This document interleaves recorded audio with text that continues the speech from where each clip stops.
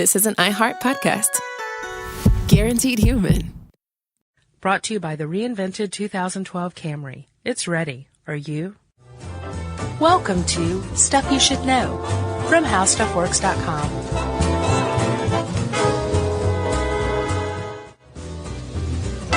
Hey, and welcome to the podcast. I'm Josh Clark. There's Charles W. Chuck Bryant, and that makes us Stuff You Should Know. Take two. Yeah. Rarely do we have a take two. Very rarely. But we did today. Yeah, we did. We started just kind of talking shop. And Jerry's like, what are you guys doing? Yeah. But anyway, here we are. We're back. We're happy. Everything's good. And we're going to talk a little bit about earthworms, right? Yes. You feeling good about this one? I am. Very interesting stuff. I wrote this article specifically so we could podcast on it. Yeah. So, Chuck. Yes. Have you heard of a man named Charles Darwin? You know I love Chucky D. So Chuck D. Chuck D. Charles Darwin. Very famous for On the Origin of the Species. Yeah.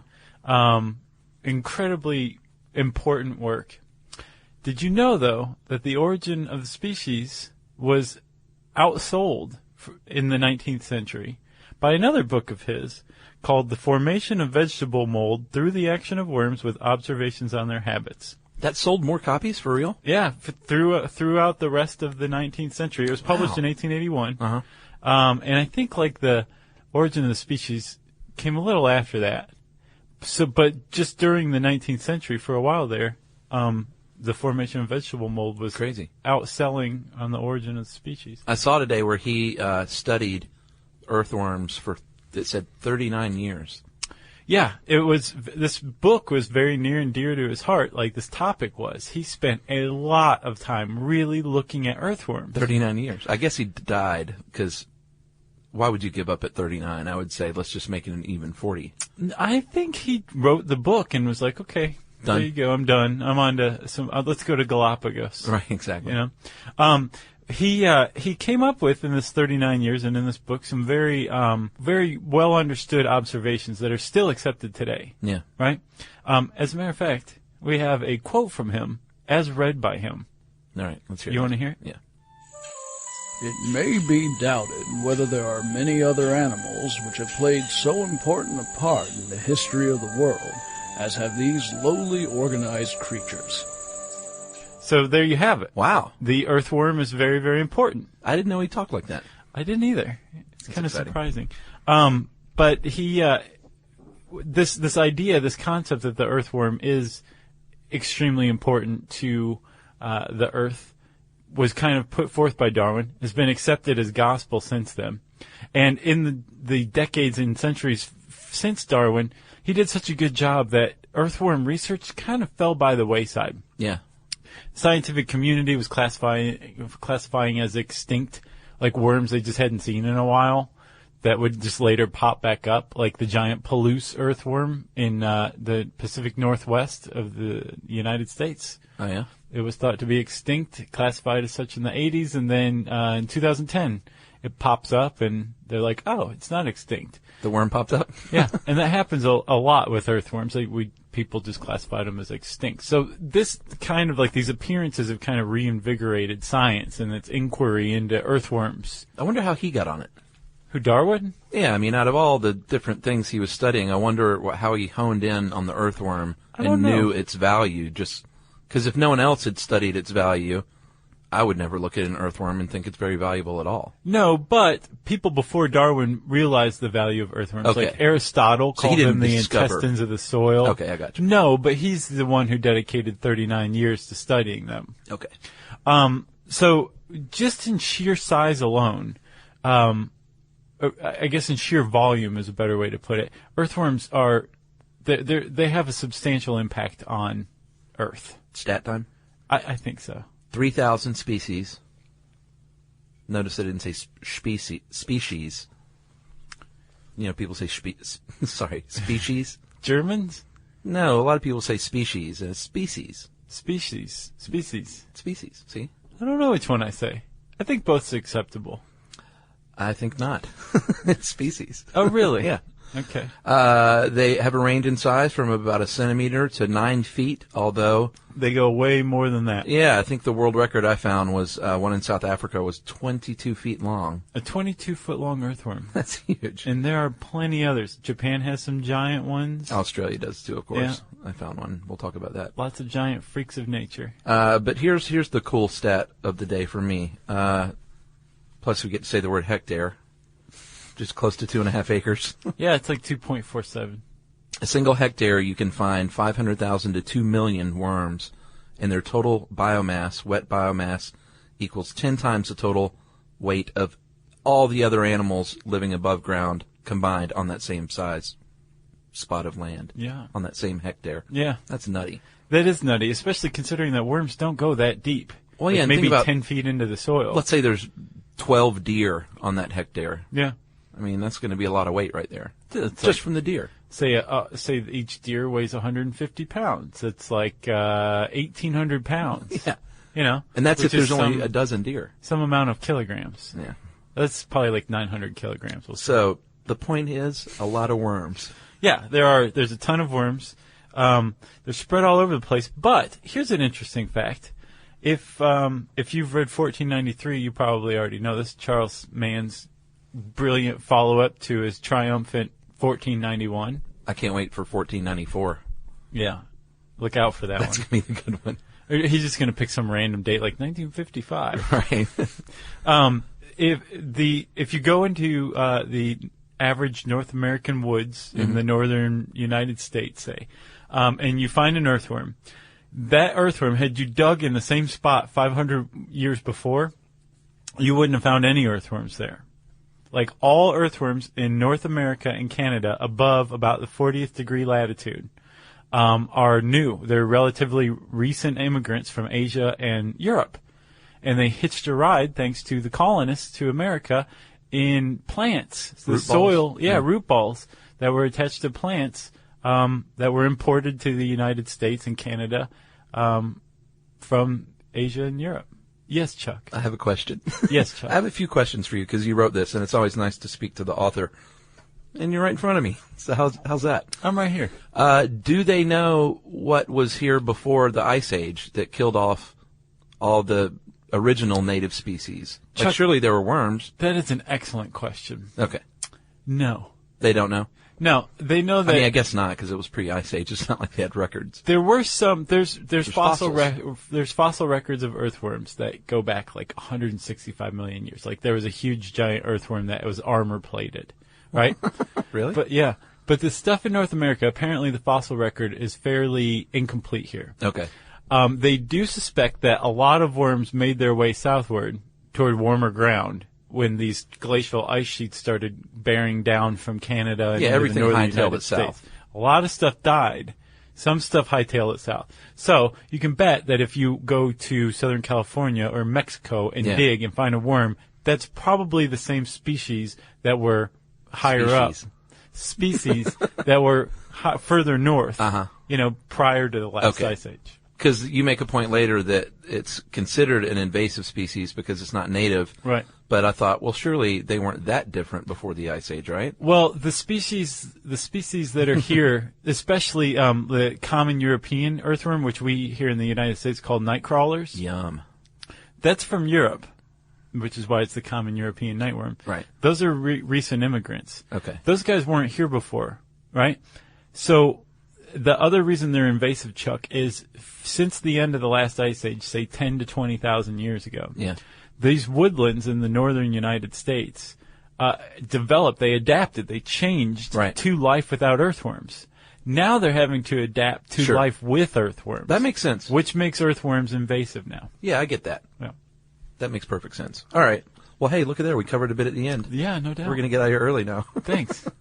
Another cool point you make is if you dig down into the earth in your backyard, in the earth a couple of feet, you're probably going to find all three classifications of earthworm because they're classified by where they live in the soil because they're all so similar in appearance. I mean, except for like maybe how thick around they are, how many segments they have, how long they are. That's pretty much the differences in earthworms. They're all very similar. Yeah. like wherever you are. But there are 3 classes, and like you said, they're based on where they live. Like there's the ones above ground. Epigeic? Yeah. Is that how you pronounce that?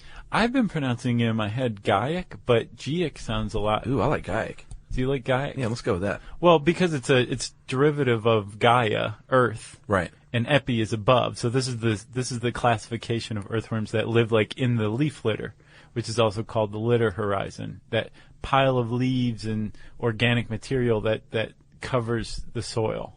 These red wigglers, redworms, have a lot to do with the fact that it's, eventually going to be black and slimy.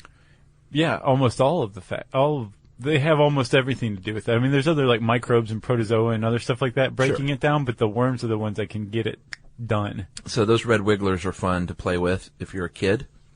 So are the next level down. You get to the Endogaic, as we'll say now. Mm-hmm. They live in the top soil, the sort of, how deep? Like the first several inches? Yeah, like the dark topsoil? Yeah, the good stuff. Yes. As I like to call it. Yeah, and they spend their whole lives beneath the soil, which is why they're usually like very light in color, gray, pinkish, they're white. Kind of uglier. They're I hate disgusting. To say.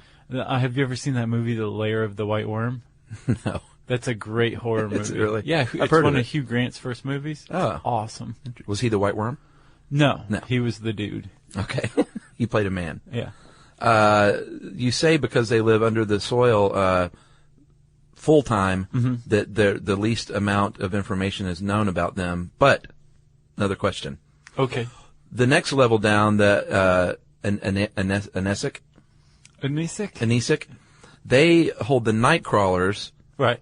The deepest dwelling ones. But it seems like we know more about them than the other guys, the little pink and gray guys. So why would that be? Well, the reason is because the little pink and gray guys, the epigeic ones, spend their whole lives underground. So they just stay there. Yes. Okay. They also make horizontal burrows, right? Right. So, like, they don't have to come up at all. They have almost nothing to do with leaf decomposition. So the night crawlers come up and then go back down. Exactly. Not only do night crawlers come up, they come up and travel as far as like 62 feet in a night looking for food. Like, they hang out above ground. The epigeic ones, you have to dig down for them. They're not coming up to greet you. So these scientists don't have spades? That's what I'm saying, man. Like science generally was like, okay, Darwin wrote the book on earthworms. Right. We don't have to do any more investigation about that. Interesting. Yeah. Another cool fact about the nightcrawler is that they go upstairs to grab some food and bring it back down. They're like, hey, that leaf is really choice and moist. Yeah. So I'm going to grab it and take it back downstairs and just chow till my little belly bursts. Exactly. I love that. Yeah, but it also kind of gives you an idea of like just how powerful like a night crawler is. It drags its food back to its house, I used to hate fishing with worms. That's that and the potential. One time I went fishing and caught a brim, and I didn't have a hook remover. And this brim swallowed this hook like crazy. Yeah. And I was trying so hard to get it out. And it was just like obvious that this fish was dying. And one of his buddies was just sitting there almost at the bank, almost up on the ground, watching me. Howling? Just looking at me like, why did you do that? So that, and then So you clubbed that one? I was like, stop looking at me, fish, and just punch the water. The potential of a fish dying, and then the guarantee of worms dying, made me quit fishing forever. Yeah, I use artificial lures now. It stinks because fish is fun. Fishing's fun. I love to fish. Yeah, but I just don't do it anymore. All right. Well, that's sad for you. I'll club fish, like I'll go clubbing, but I won't actually use like a rod and reel. Earthworms are segmented, Josh, which is also very interesting. They are from the phylum Annelid, which means ringed worm. Yeah. And there's about 100 to 150 of these rings, and they're each controlled separately, little muscles, which is very important because they expand and contract to move their little slimy bodies forward. Yeah, and they have these bristles at the front toward the head, the anterior end, that are retractable. They're called setae. And they can just go bing and dig into the dirt and hold the head in place while the rest of the body kind of contracts to get smaller to move forward like that. So these setae go in and out depending on whether the head's moving or is it needs to be anchored so the rest of the body can catch up. And that's how they scoot along at 62 feet per night. Yes. For night crawlers. So, pretty much, Chuck, I don't know what we're naming this one yet, but one of the suggestions you made was earthworms eating and pooping machines. Yeah, kind of like sharks. And I mean, kind of. But possibly even more beneficial than sharks. Okay. Sharks are like an apex predator, right? Yeah, of course. Earthworms are not an apex predator. But, like I said, Aristotle called them the intestines of the soil. And one of the reasons why is because they just eat and eat and eat. And the stuff that they do eat, they poop out. And it's actually, what's crazy, remember the digestion episode? How could I forget? So, like, the stuff that comes out of us, it's like, nobody needs that. It's total waste. Yeah. With the worm, it's actually better than it was before. Worm poop is better than the food it eats. Yeah. That's pretty cool. That is pretty cool. And the way it eats is even cooler, I think. They obviously eat, and you're not going to be able to tell a huge difference between the mouth end and the anus end. No, unless you really dig your fingers in there. But at the mouth end, they're gonna pass dirt and organic matter into their mouth, and it's going to go into an area called the crop. Yeah. Where they store it for a little while. Right. Then into the gizzard, and this is the coolest part to me. In the gizzard, they have these tiny pebbles that they've already eaten, and those pebbles grind the food up even more, like a little food processor. Yeah. To make it easier to pass through. That's right. That is so cool. And in the intestinal walls, they're lined with blood vessels, and sort of like our own blood vessels, they absorb and distribute nutrients. Right.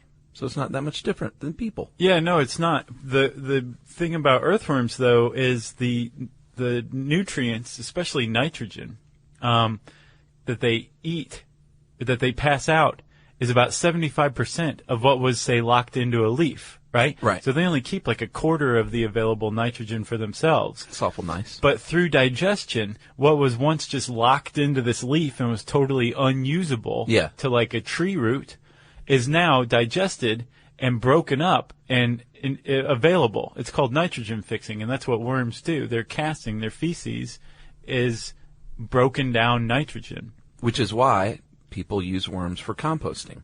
That's exactly right. They're the secret ingredient. Well, they're not secret, but key ingredient to compost. Yeah, but that's the epigeic. Right. The ones that live above ground. Yeah, the red wigglers. Or the compost ones. The earthworms, like the anisic ones, they're big into composting too, but they do it below ground. Right. Yeah. Earthworm has 5 hearts. Yeah. Kind of a neat fact right there. Yeah. I would say. Aortic arches. And I think I saw in another photo, like they have one of the main ones. Is that right? And then 4 other ones? Or are they all equal? I think that there's a main one. Okay. I believe so. You'd think I'd know. You and Chuck D.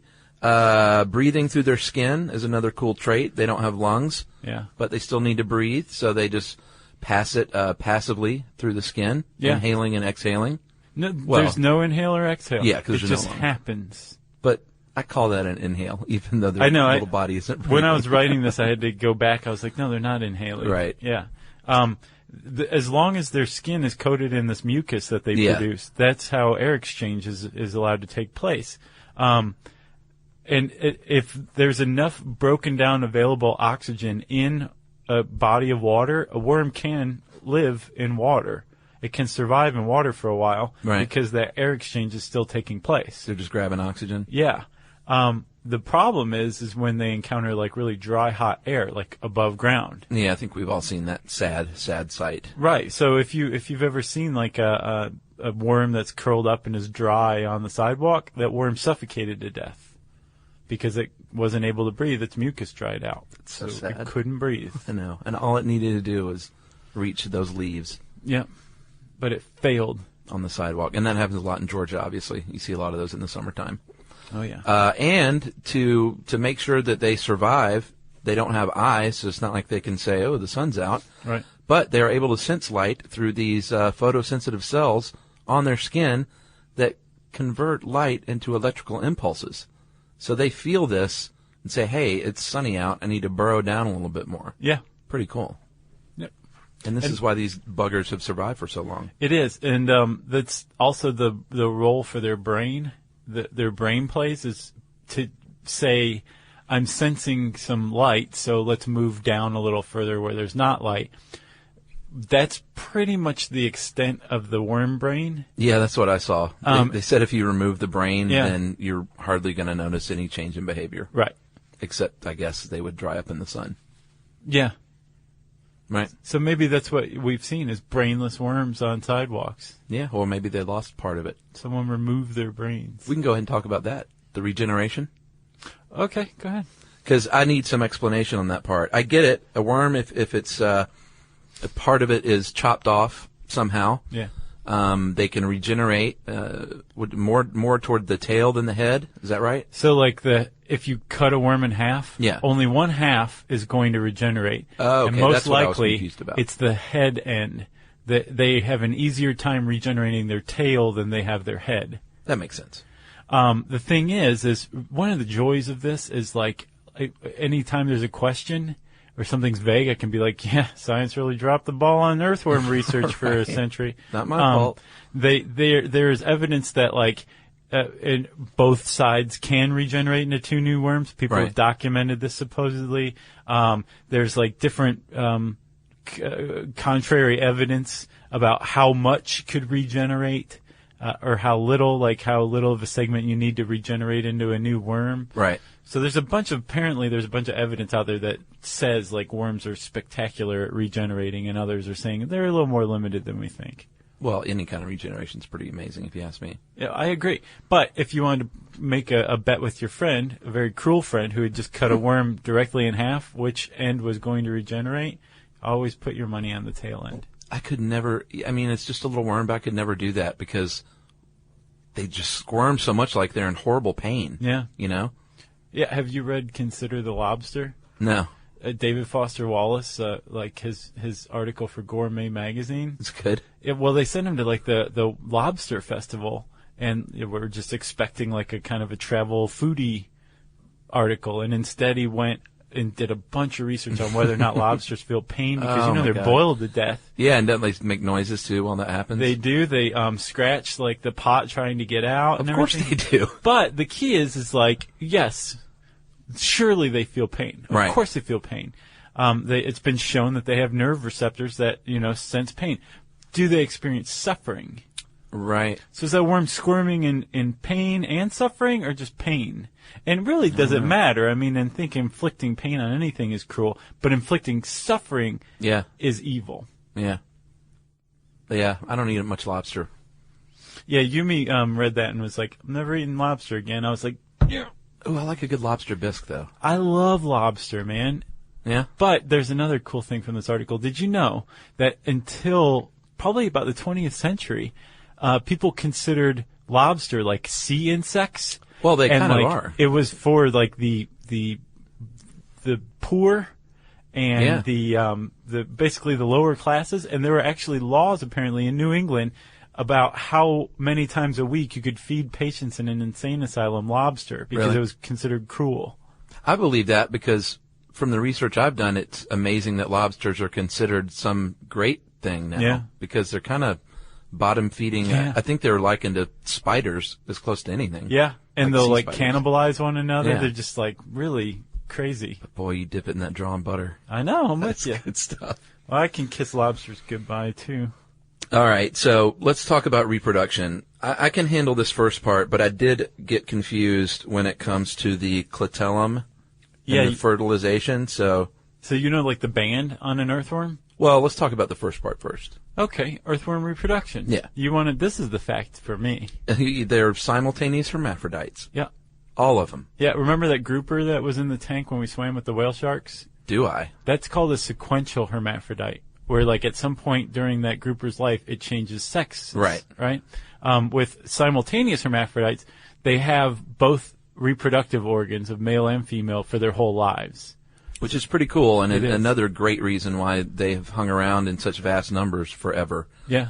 So what they do, if they want to make love, is they do a little New Hampshire-Vermont action and line up opposite, head to tail. Oh, my goodness. They excrete all that mucus that we were talking about. They excrete so much of that they form a little mucus tube that slime tube. They both get in, or they're in, I guess. That they used to like rub against one another. Well, the trick is, though, they're encased in this tube, right? So when they release their semen, it's just rubs around until it finds the semen receptacle. Is that right? Of the other worm. Well, obviously. Right. Yeah. But yeah, that's exactly right. That would be perverse. They rub on one another with their slime tubes, and their semen's all over their slime tubes, and then that's how they exchange seminal fluid. So I get all that, but this next part confuses me a little, and I might suggest you rewrite it to make it a little easier. Really? Before you publish. Well, this is unedited, so I need to go through it. But okay, I'll see if I can explain it. And this is taken largely from a guy named I think his name's Jim Conrad. He wrote some pretty good, interesting, and very well written books on earthworms. So I was probably trying not to paraphrase or plagiarize him, right. Which is why I'm like, I'll just make it more confusing than he right. did. Basically, you know the band on the earthworm? Yeah. Like, say, a nightcrawler, the thickest band, that's the clitellum, yeah, right? It's like 15 segments in, roughly. Yeah. But in like 3 or 4 segments wide, but it's just one segment. Right. So the clitellum is responsible for creating another band of mucus, a slime tube, right? And what that does, that carries the eggs. It moves over the earthworm. Mm-hmm. It moves over the place where the eggs are stored. Okay. Attaches the eggs to the slime tube. Okay. The slime tube then keeps moving forward across the seminal receptacle where the other worm's sperm is now deposited. Right. So as the slime tube with the eggs attached move over the seminal receptacle, the eggs become fertilized by the other worm's sperm. That slime tube from the clitellum keeps going over the head, and as it passes all the way over the worm's head, it closes off, right? Because it's mucus, and forms a cocoon. And now inside that cocoon are fertilized worm eggs. 4 to 20, roughly? For like a nightcrawler, it's about 4 to 20. It can be as little as 1. 20 is the highest I've seen. Right. And then there's little baby worm eggs in there that are now fertilized that will sit there for like, I can't remember how many weeks. 2 to 3 weeks. Okay. And then you get little newborn babies. Yeah. And they can do this every 7 to 10 days. Yeah. Which is yet another reason why they're abundant and surviving and thriving. Well, then the other point is both worms that are in this mating process can become pregnant or can lay a fertilized cocoon. So there is no such thing as just a male worm or a female earthworm. They're both. They're hermaphroditic. That's pretty awesome. Yeah. Really, that didn't come across in this paragraph? I was slightly confused. I'll rewrite it then. Just slightly. I'll rewrite it. You don't have to do it now. Well, I need to make a note too. Okay. Their life expectancy is pretty impressive too. A nightcrawler can live up to 20 years, but generally live about 6 to 9, which is, man, that is a long time when you're talking about little tiny things that live underfoot. Yeah. You know, compared to like an insect. Yeah. I mean, that's pretty amazing. Red wigglers, 2 to 5 years. Gray worms, between 1.25 and 2.6 years. Yeah. It's very specific. Yeah. Well done. That's Murataki who came up with that one. Oh, really? Yeah. So that's a long time, even for the lowly, ugly gray worm. 2.5 years is pretty good. Yeah, and they have this thing called estivation, which is a form of hibernation. Yeah, I thought that was really cool too. It's actually more efficient than hibernation. In hibernation, like a bear that's sleeping, they have to gorge themselves before they hibernate because they're going to be their metabolic processes are still operating. Right. So they're still using up fat stores and food stores. With estivation, it's pretty much as close to death as you can come. Like almost all of your body processes just stop. They just curl up in a little wormy ball, right? Yeah, to keep their mucus supply abundant. So that's the only thing they're doing is creating mucus. Pretty much. To stay moist. Yeah, and the reason they're doing this is because worms definitely have like preferences for like the temperature and the conditions on the ground, the moisture, and when things just don't meet their liking, they estivate. So you can imagine that during the Ice Age, a lot of worms estivated, and died. Right. Because it didn't get any better for 10,000 years. Well, when they're cold-blooded, but when they freeze, they die. Yeah. You were talking about their preferences between 50 and 90% humidity, which is why Georgia has lots of worms.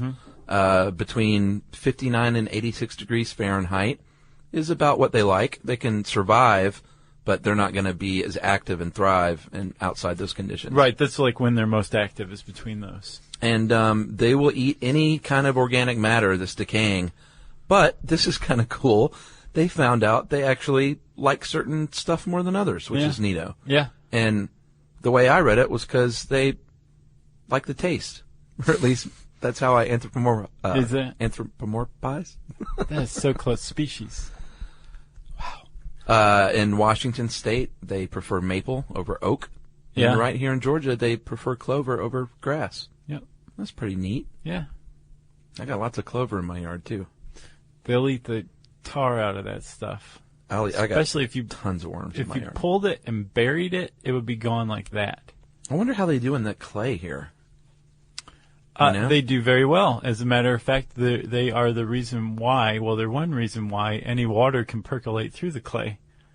But, man, I had clay in my backyard that, was impenetrable, it seemed like. Worms can penetrate it. Really? To a certain extent, yeah. Man. So pretty much what Darwin came up with is that earthworms are extraordinarily helpful. Yeah. And we'll talk about in a minute, like scientists have come to realize, like, okay, well, they're still an invasive species, and as a result, like it's not all beneficial. Right. But let's talk about the helpfulness first. One of them is basically burrowing down through dense clay, dense soils, and creating places called biopores, macropores, basically holes in the ground, underneath the ground, that let water percolate down to prevent flooding above ground. Which also filters that water. It does. As it goes down to the water table, I guess. Yeah. Yeah. It allows roots to grow more easily. Aeration. In plants. Aerates, Yep. It brings oxygen down. It basically makes soil more usable for the stuff above ground. Well, and they're just basically little tilling machines. Yeah. They're moving the earth under there so you don't have to. Right. We talked about nitrogen fixing with their castings, where they take about 25%. So casting is their poop, is that right? Yeah, that's a nice word for their poop. Okay. Worm castings. And apparently Darwin calculated that in 10 years worth of worm castings would cover an acre of land about 2 inches thick. So if you took all the worm castings produced by a group of worms in an acre in 10 years, you'd have 2 inches of worm castings. That's crazy. Yeah. And like you said earlier, I think they only take about 27% of the nitrogen for themselves. Yeah. They're like, world, you can have the other 73%. Yeah. And again, it's in a usable form now as a nutrient. Pretty awesome. Yeah. But it's not all good. No, it's not all good. Because they eat too well, and they are an invasive species, so because they consume, what do you have here, 9,240 pounds, or 4,200 kilograms of organic litter for every hectare in 11 weeks, that's too much, because spiders and lizards and arthropods and snails and frogs and slugs and everything else living down there needs that stuff as well. That's their home. But the worms are taking it for themselves. And they give back. They definitely do, like nitrogen, right? But they're taking too much. Right. So, also there's that litter horizon, that layer of leaves right above the soil. Yeah. There's the layer that's closest to the soil surface, that's at the bottom of this leaf layer is called duff. It's like the spongy, dark, organic material. That is actually a nice little place for a seed to safely gestate. Sure. So without that duff, without it being there long enough for a seed to start to germinate, sorry, not gestate, but germinate. Right. Understory plants, like smaller plants, saplings, plants that aren't going to grow as big as trees in a woodland, they have trouble taking hold. Yeah. And actually you can see photos side by side on the internet of without worms, right, with worms. And the difference is just this wasteland like with worms. Right. It's missing all sorts of little plants that you see should be there, but aren't because the worms are eating their habitat. That's sad. Actually, like it can reduce the understory canopy between like 25 and 75%. The presence of earthworms can, because they eat so much so fast that not enough leaf litter is falling. Yeah. To keep the worms happy and allow seedlings to grow, or keep a place for spiders to live, that kind of thing. Well, and not just spiders, but that works its way all the way up the chain, because you're going to have mammals, larger mammals, that are going to want to eat vegetables, right, and leaves, and if they're not there, then they're going to be in trouble. Yeah. And then we're in trouble. Yeah. What about the deer? Where are we going to go without deer? I go to the chicken The section of my grocery store. Everything works out. You eat chicken instead of deer. I don't eat deer. Okay. I mean, against it. I just don't come upon it that much. Yeah, you have to go to like one of those processing places out in the country. They always have like deer for sale. Yeah. Yeah. They are also contributing to global warming. Yeah. In a way, because they are emitting lots of carbon as they go through all this organic matter. That's going to some of the carbon is going to be released there. Yeah. Or some of it's going to be released as carbon. And they have a stat here from Colgate University. What are they? New York. No, Colgate. Colgate Go, fighting toothbrushes. Fighting toothbrushes. They contribute as much as 28%, an additional 28% of carbon released from the soil. So that's substantial. Yeah. But there are other studies that show that actually, depending on where you are, like that Colgate was a North American study. They found that like in Malaysia or Vietnam, right, like they're actually better. They actually lock carbon into the soil somehow. Oh, really? So it really depends on where they are. But they're not an invasive species in that study in Vietnam. They were native. But at the end of the day, they do a lot more good here in North America than bad, right? Probably. Depending on whether you're a spider or a small shrub that lives in the woodland. What if you're a human? If you're a human, yeah, you love the worm. Okay. Yeah. I have a couple of additional little facts. The biggest worm, I know you found some in Japan, but the Australian gypsum earthworm, I saw 12 feet long, 2 pounds. Wow. That's a lot of worm. Yeah. And what was the Japan one? Was that just another giant earthworm? There's just a bunch of, like, I think because Japan's been a culture for so long, there's just been a lot of reports on record of giant earthworms found by farmers. So they had a lot of stories. It's worth Googling giant earthworms. Yeah. Because people have these things wrapped around their neck and stuff. Yeah, and it's just this big mindless worm. Like, they're not aggressive like they're depicted in Tremors, but they're still like, whoa. They can eat their weight every day. Saw that. That's a good one. They are able to move forwards and backwards, but they like moving forwards. Yeah, okay. And I didn't know this. If the soil dries up, some of them can actually lose their clitellum. But once they get moist again, it can come back. Cool. So that's another survival adaptation, I guess. That's very cool. Pretty cool. So, you got anything else? You ever eat them? How to eat fried worms? I never did, I don't think. If I did, I've blocked it out of my memory because I don't recall eating worms. I definitely haven't. It wouldn't have been fried. It would have been like somebody was like, here, eat this. Right. Yeah. Raw. Yeah. Worm sushi. Yeah.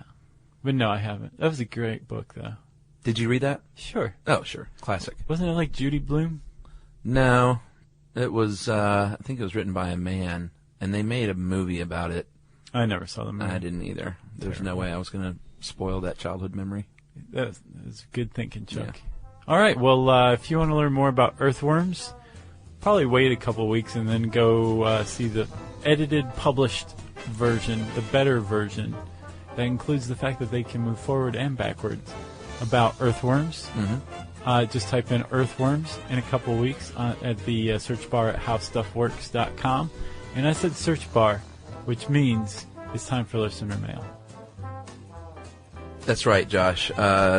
This is an email. Before we do the email, though, we have a quick announcement.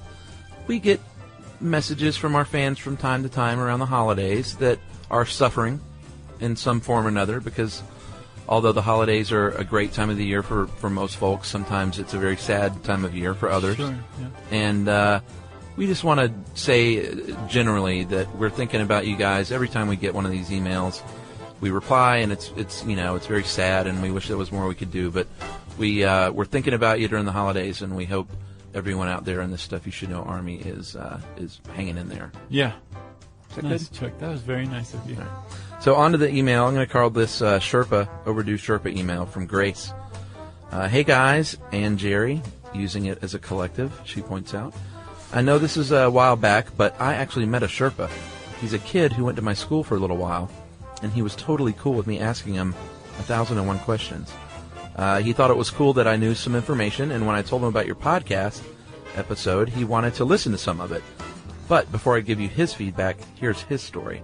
Until he was 5, he lived in a village near Mount Everest, but not so close that he ever got a good look at it. I couldn't imagine he was that near it then.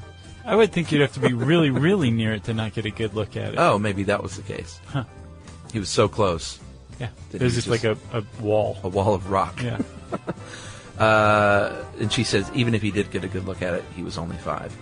So he may not remember it. Gotcha. He had to leave his village, though, because they were threatened by the Maoists. So he moved to a city as a refugee, and he lived there until last year. From what I understand, they were still under the threat from Maoists, so they came to America as a refugee still. Here's his little additional facts, as the plural of Sherpa is Sherpas, so we were right. Cool. You pronounced the region, Solu Khumbu, correctly, and he was very excited about that. Nice. And he said there are a lot of potatoes now. Remember they started growing potatoes at a certain point? Oh, yeah. And that's the bumper crop, I guess. Nice. So that's all he heard of the podcast, only about 5 minutes of it. Grace didn't want to make him listen to the whole thing because she felt like he already knew most of the stuff, and she didn't want to bore him. Right. So he was excited about it, she was excited about it, and she just wants to say thanks for reading this on the air. Sweet. And that is from Grace. Thanks a lot, Grace. Thank you to your Sherpa friend, too, for supporting us. And welcome to America, Sherpa boy, and good luck here. Nice, Chuck. Wow, Chuck, you're just spreading glad tidings all over the place, aren't you? Of great joy. Yeah.